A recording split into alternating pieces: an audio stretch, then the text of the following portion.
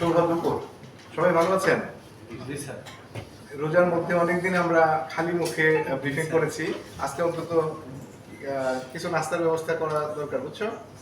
আমাদেরকে একটু নাস্তা করাবা। এনিওয়ে, আমরা শুরু করছি। আপনারা জানেন দেশব্যাপী কনস্টেবল নিয়োগ প্রক্রিয়া চলমান রয়েছে।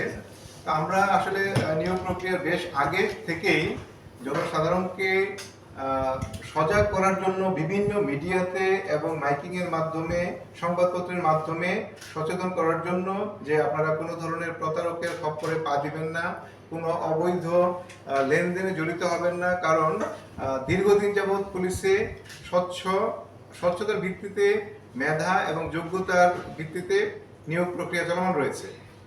তো আমরা বারবার লোকজনকে সতর্ক করার পরেও কেউ কেউ এই ফাঁদে পা দিচ্ছে।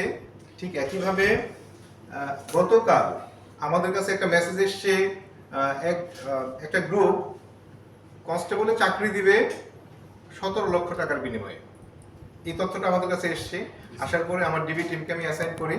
ডিবি টিম ওই চক্রটাকে গ্রেফতার করতে সক্ষম হয়। বেসিক্যালি ওখানে মাস্টার মাইন্ড হিসেবে 2 জন লোক কাজ করে, 2 জনকেই আমরা গ্রেফতার করেছি। একজন বিজিবি সদস্য হিসেবে পরিচয় দিয়েছে, ওইটা এখনো সেই অর্থে যাচাই করা সম্ভব হয়নি। আরেকজন পরিচয় দিয়েছে বদলগাছি উপজেলা জাতীয়তাবাদী ছাত্র দলের যুগ্ম আহ্বায়ক হিসেবে।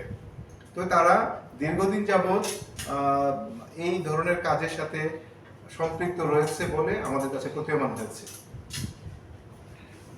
তাদের কাছ থেকে আমরা এই কনস্টেবল রিক্রুটমেন্ট সংক্রান্ত বিষয়ে 3টি ব্যাংকের স্বাক্ষর করা ফাঁকা চেক এবং 3টি 100 টাকার নন জুডিশিয়াল স্ট্যাম্প উদ্ধার করেছি। অন্যান্য নিয়োগের ক্ষেত্রে মানে তারা কি কাজে ব্যবহার করেছিল সেটা জানা যায়নি, তবে তাদের কাছ থেকে আরও সন্দেহজনক 6টি ফাঁকা ব্যাংক চেক এবং স্বাক্ষর করা 9টি 100 টাকার নন জুডিশিয়াল স্ট্যাম্প উদ্ধার করেছি। এ সংক্রান্তে আইনগত ব্যবস্থা প্রক্রিয়াধীন। আমি আবারও আপনাদের মাধ্যমে নওগাঁবাসী সহ রিক্রুটমেন্টের প্রার্থী যারা আছে তাদের উদ্দেশ্যে, তাদের গার্জিয়ানদের উদ্দেশ্যে বলতে চাই, চলমান নিয়োগ প্রক্রিয়া শতভাগ স্বচ্ছতার সাথে মেধা ও যোগ্যতার ভিত্তিতে পরিচালিত হচ্ছে। এক্ষেত্রে কোনো ধরনের ব্যত্যয় হওয়ার কোনো সুযোগ নাই।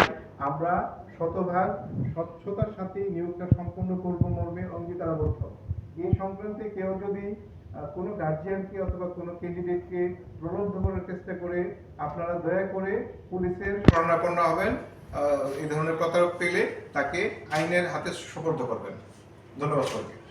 তদন্তের মাধ্যমে একজন বলেছে রাজনীতির সাথে জড়িত, এটাও আমরা ইনকোয়ারি করে দেখবো। তবে এই মুহূর্তে তারা